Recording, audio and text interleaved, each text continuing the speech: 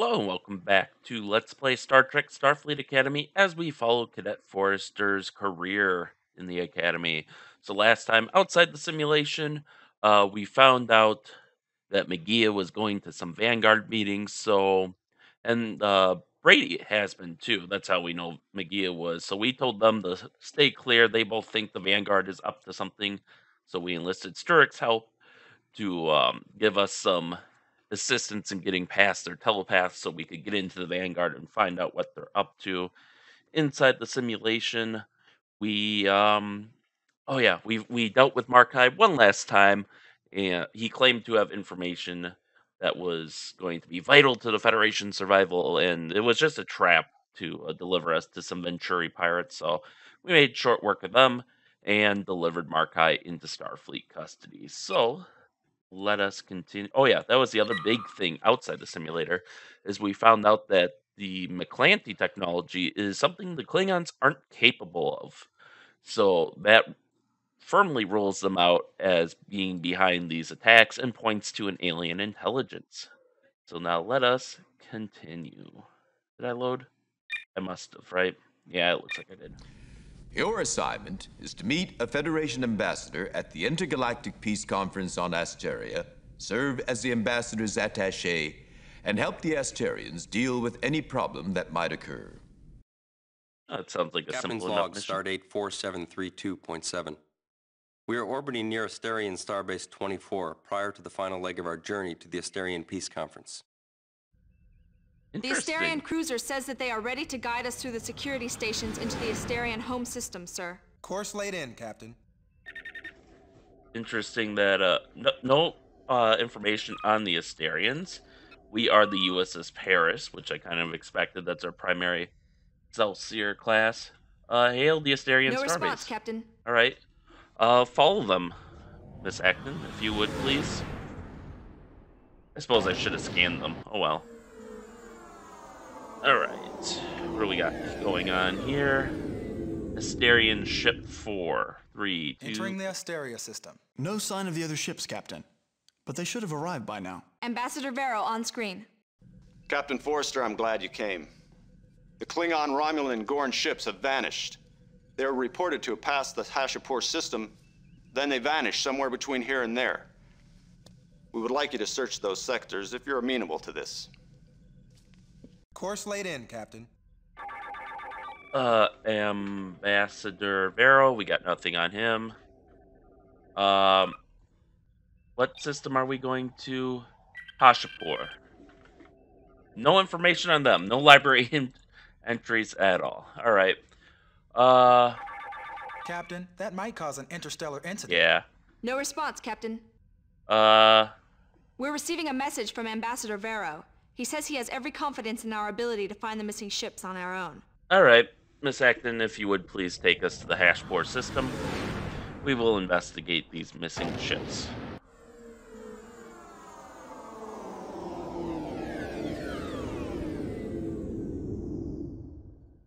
There is nothing unusual to report, Captain. Course laid in, Captain. All right. I guess we shall proceed to the next system. Sturrock scanned everything in the system, but didn't see anything. Captain, sensors detect one ship firing energy weapons at another between the orbits of Devon 3 and Devon 4. Hailing frequencies open, Captain. This is Captain Faya of the Mother's Pride. We are under attack by Venturi pirates. They have already breached our shield. We urgently need assistance. Red alert, all hands to battle stations. Hail the No Venturi. response, Captain. All right, Corrin, prepared to hit him with the power of this Excelsior class ship.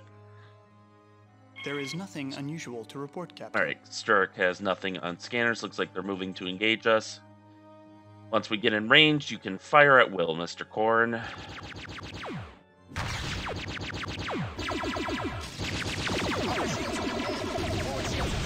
All right, switch to this.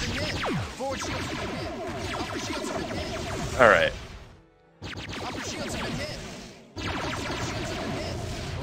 Venturi are no longer a threat, Captain. There is an incoming message from the Mother's Pride. The freighter's captain thanks us for our help and requests permission to head to Starbase 3215 for repairs. Permission granted.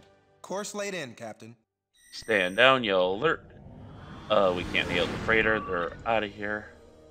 Upper shields repaired. Shields took a beating. Everything kind of took a beating. So, I also do want to divert some energy to the shields.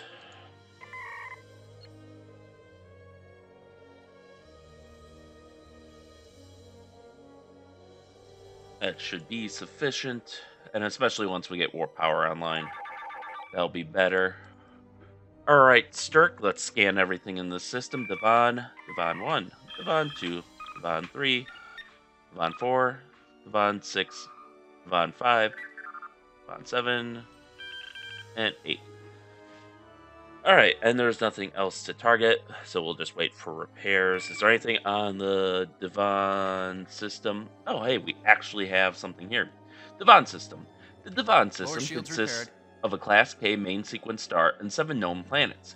The third planet, known as Albigad, has been a Deltan colony for 35 standard terrestrial years. There is also a Deltan mining colony on the 5th moon of Devon 4. A large gas giant whose orbit skirts the extreme edge of the biosphere of the system. There are very few known navigation hazards in the system. Unlike most systems, there are no major asteroid belts. There are no shipyard facilities in this system. Oh yeah, I think, wasn't Devon in that one system in the Chekhov mission? Or, maybe not. I forget if it was a Chekhov's mission, A Long Tow Home. I think, was it the Long Tow Home, or was it another one? But the one where there was like a freighter, and we saved them, and but like their warp drive was disabled, and they're like, oh, okay, we'll just limp to we'll limp to a planet because they can repair us. And then there's like every system in the that was listed in the mission had an entry about their shipyard capacity or lack thereof. And it's like, okay, so this is how we're supposed to fight. Perhaps in the original version of the mission, we are supposed to tow them to a system with shipyard capability. Excellent. My stalling has paid off. We have full repairs done. Miss Acton, if you would please warp us to the next system.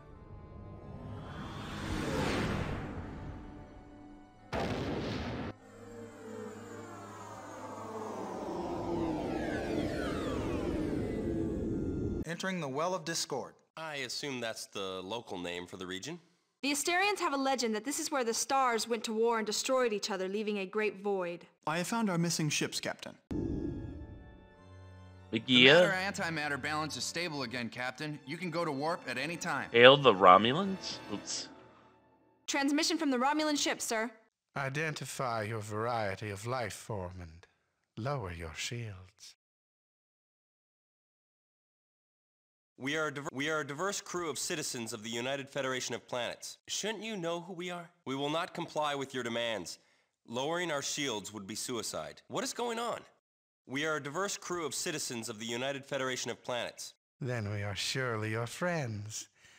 Lower your shields. Transmission ends, Captain. Well, that's not suspicious at all. Okay, so the Romulan is the aft rider. A message was sent from the Venturi to the Gorn ship. I am unable to intercept it. Transmission from the Klingon ship, sir. Identify your variety of life form and lower your shields. Shouldn't you know who we are? We will not comply with your... What is going on? We are a diverse crew of citizens of the United Federation of Planets. We come in friendship and in search of harmony with all races. Lower your shields. Transmission ends, Captain. Alright, McGee, hail the Gorn. Transmission from the Gorn ship, sir. Identify your variety of life form and lower your shields. We are a diverse crew of citizens. We embrace your diversity. Lower your shields. Transmission ends, Captain. Hail the other Gorn. No response, Captain. Hail the Venturi. The Venturi captain is willing to speak with us. On screen.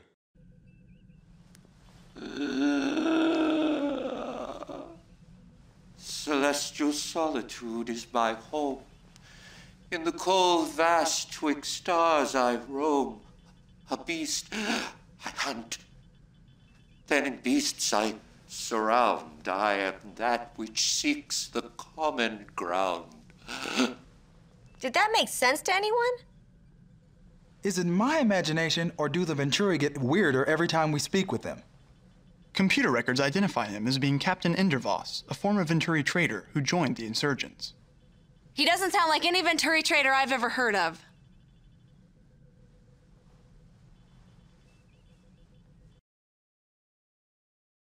I am Captain David Forrester of the USS Paris. Who are you? What? You don't act like the Venturi. What have you done to them? What? I am Captain... What are you? What's going on? I am Captain David Forrester of the USS Paris. Who are you?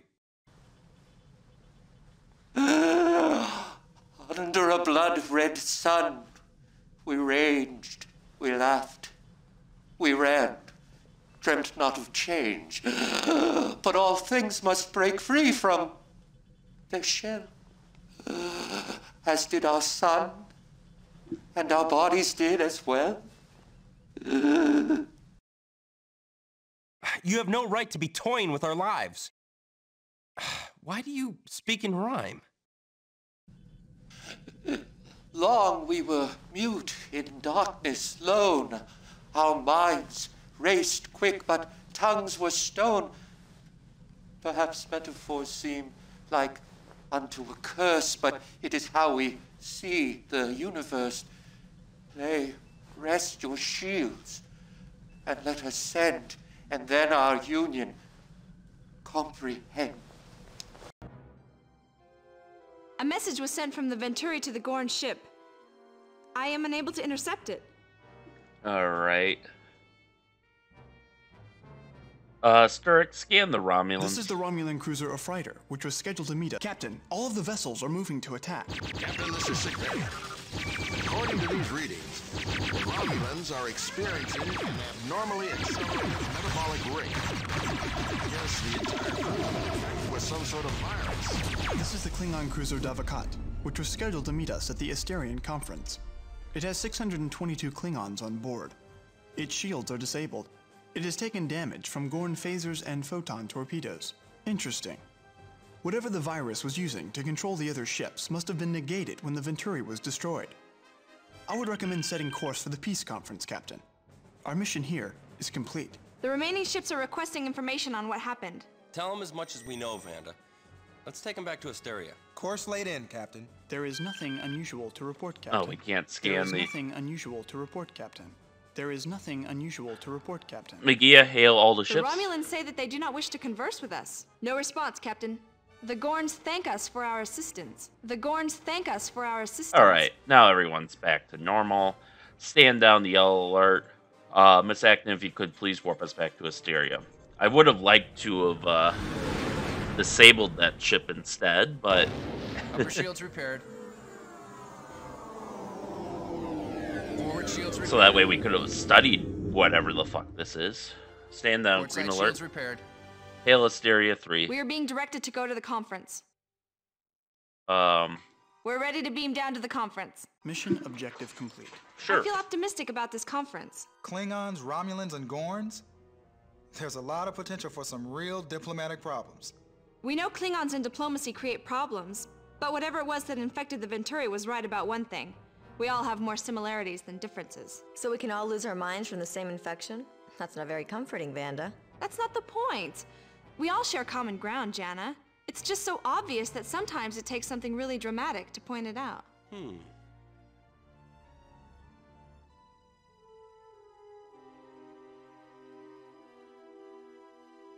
Well, this could have been. Excellent, Cadet. Your score and performance on this scenario were well above average. Oh, got interrupted there. That ending cutscene with the ships flying by could have been a lot more interesting if they had been, centered around the camera or something. But yeah, that escalated quickly from, please lower your shields, we're friends, to frickin' die. But yeah, as soon as I knew my front shields were down, that's why I went ham on the Venturi. They're also the only ones who are really acting different, and since they were sending messages, it was obvious that they were controlling everyone else, kind of, or at least doing something. I don't know, but um, that's why I went straight for the Venturi. Um, because if you get view screen time, you're a big boy in the scenario.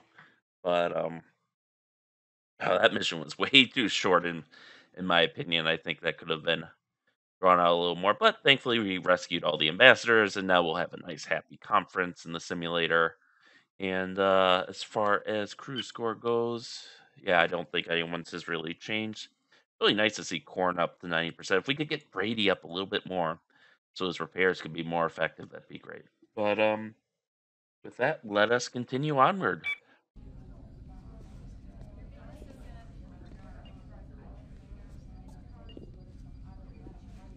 Look, Forrester. McGee may buy your story, but I don't. Why do you really want to join the Vanguard? Captain Kirk convinced me. He discovered the Klingons were behind the attacks on Bysea. But the Federation Council threatened to strip him of command if he went public. And the mysterious alien ship? Sturck and I fabricated some evidence. You helped capture Faith Gage. That was personal. She nearly killed one of my crew.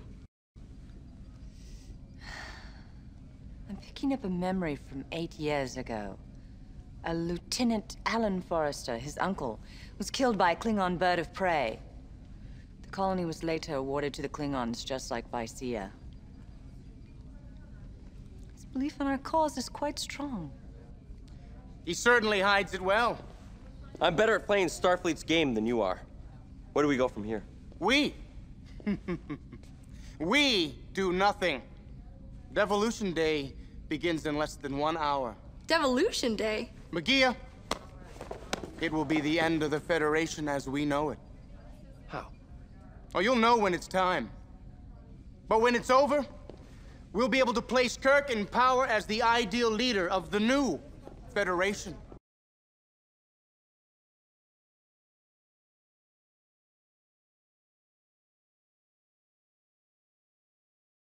Why wait? Kirk believes in your cause so much he might join. Are you serious? You know him that well? How long would you need? I can have Kirk here in a few hours. You have 1 hour. That's the deadline. You better be able to deliver, Forrester. Oh, I will. Stop the countdown. Why? We don't want to incinerate Kirk on his way over, do we? Go ahead. Use this to give Kirk your message. Magia.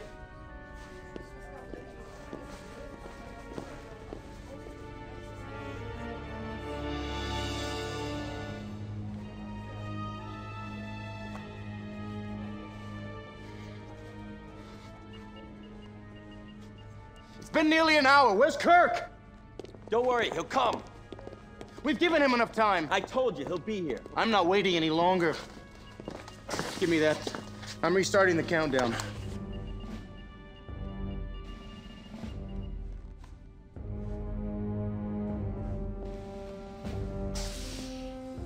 I hear there's a group willing to take on the Klingons.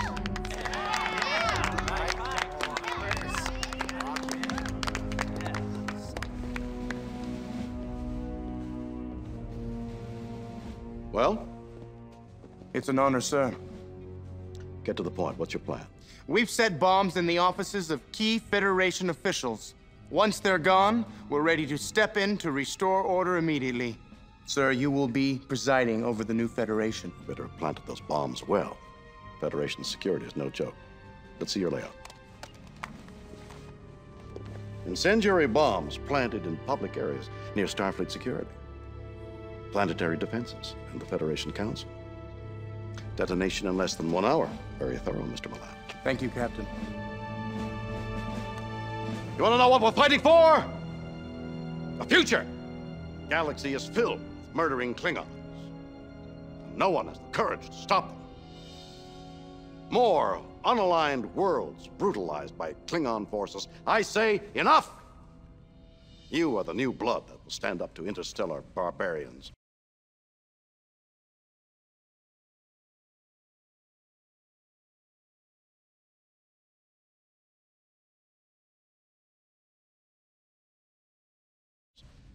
Ever since the Organian peace treaty, the Federation has been a wolf with no fangs. Hostile aliens nip like dogs at our heels. And what do? Nothing. Every day of peace brings us closer to the end of the Federation. Forrester's betraying us. Traitor, he's trying to blow out the timers. But yeah! Give me the phaser now. Put it down slowly. Slowly. Back up against the wall. Alien dies first. Stop. Oh, please, don't tell me you're a traitor, too. Forrester lied to you. But he betrayed me first. If you want me to be your new leader, his punishment is my call, not yours. Yes. Yes, Captain. Aye, sir. This isn't set to kill. It isn't? No. It's set on wide-angle stun.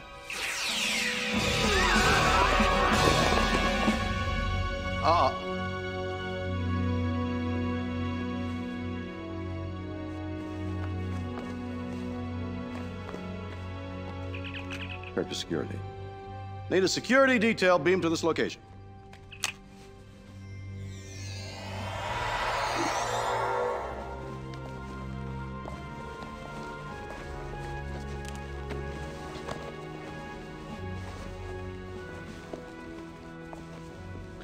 Nice work in disarming those bombs, Mr. Forrester. Sir.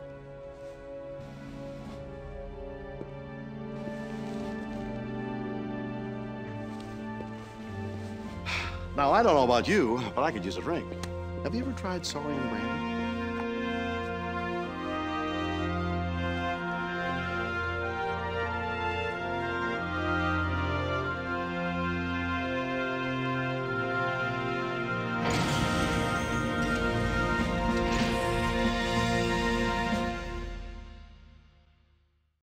It's amazing, but with all that's been happening, I still have to prepare to graduate from Starfleet Academy.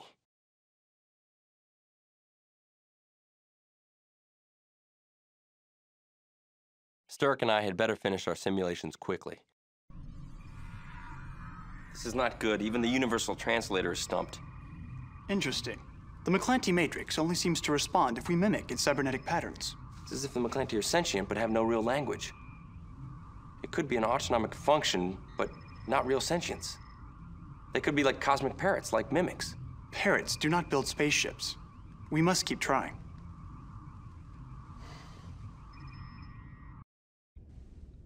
Cadet's log. Well, looks like I'm still in the academy. There were times I thought I'd blown it, but now I think I've made the right choices after all.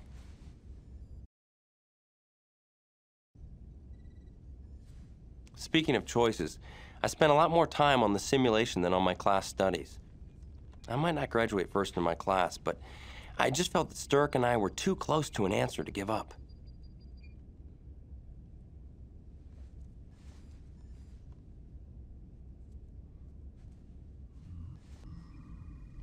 All known sentient creatures are neurologically wired to use language. But the Meclanti appear to have no language in any conventional sense. But we get a clear response when we mimic its actions. True, but irrelevant. But you said there were old pathways and new pathways. Why would that be unless it were changing? Or maybe, wait, let's try this. Fascinating. Oh my God! We did it! We did it, Sturck!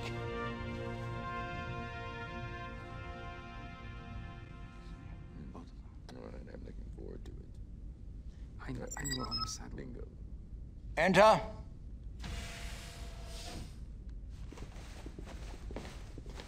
Now, gentlemen, please explain your findings.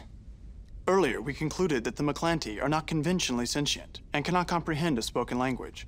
However, we have now determined that they can learn. We can't make the Meclanti follow human thinking, so we have to try to follow their thinking.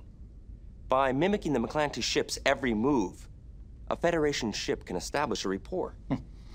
Intriguing ideas, but I find it impossible to think that any crew would attempt to try such a radical theory. So don't feel too badly if it's never actually tested in the field. Still, you do deserve some sort of commendation for such a unique graduation thesis. Dismissed, cadets. Thank you, sir. Thank you, sir. And with that, the door closed on a year's work. Time for the final mission before graduation. Well, that escalated quickly. Okay, so we stopped a Vanguard plot to take over the Federation and install Kirk as a dictator. We holy shit, our score's back up to 100%. Maybe we will graduate first in our class after all. Brady's still not quite where I would like. Ooh, Magia. Wow, look at Magia shot up. Sturrock, I'm a little disappointed didn't get back up to his original. Like, didn't he start out at like 99%? A little disappointing that he didn't get all the way back up. But still, Corn's way up from like the 70s he was starting at, so that's good. And Acton, unfortunately, doesn't get a lot of attention in this game, other than like the first introduction when she fights with Corn, and I'm a little disappointed in that. They could have fleshed out her character better, but yeah, we found out how potentially how we could be communicating with the Meclanti to try to communicate that what they're doing is destructive and that we're sentient too. Please don't kill us. And it looks like they have a special reward plan for us, but we'll have to wait and see. Excuse me.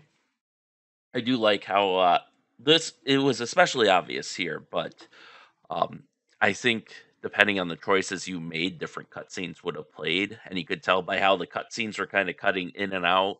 Like maybe it would have been possible to not have, like maybe you wouldn't have caught Faith Gage, and something happened to Brady, and wouldn't have figured it out. It was her, and maybe that segment wouldn't have played, or like where it played the scene where it's like, I've made a lot of choices and I spent too much time with Sturk in the simulation, so I won't be first in my class. And I think if we had spent all our time on studies, we would have graduated first in our class. But obviously, we would not have been able to prove that the Meclanti weren't Klingon and that there was a way to communicate with them. So, kind of cool how some of this old technology functions. It wasn't quite seamless yet back then. Even on a modern machine can't quite make up for it, but we're about there. We're close to the end of the road. We have one simulation left before graduation, and we'll just have to see what happens. But at the very least, I feel confident that everyone in our class or in our crew is at least going to graduate with some sort of honor and merit, and should be off to some pretty good duty assignments in the fleet once they graduate. Oh man, so much happened in this episode. I couldn't help but notice. I think the shuttle was named Galileo, which is famous for shuttlecraft Galileo on Enterprise. That was one of their most used shuttlecraft, I think. Had a whole episode around it once when it crashed, but I love how well Kirk played into the role. When they came in and he's like, who's ready to take on some Klingons? He's actually like that in real life because I did get a chance to meet him. I got my photo taken with him, and he was running a little late. Him and Michelle Nichols for the photo op, and he that's exactly how he enters the room. He walks in and speaks like that. In our case, it was, "Hey, it's Sunday. Shouldn't you all be at church?" But the exact same cadence and energy. And he just nails it so well. Let's see. And then there is the memory of our uncle, which I think in a previous scenario I thought that's a real memory. That I don't think that was planted by Sturrock, because there was a scenario early on where there was that science experiment where we got split into two, and then there was like the aggressive Alan Forrester that's like, oh, I think McGee is cute, and I'm going to kill some Klingons to avenge our uncle. So I think that was real, and all Sturrock did was kind of enhance the feelings surrounding that, which helps. And obviously, Kirk was able to fool the telepath because he has those feelings already too. I assume you've probably watched the movies if you're watching the series, but if you haven't, spoilers if you don't want to know.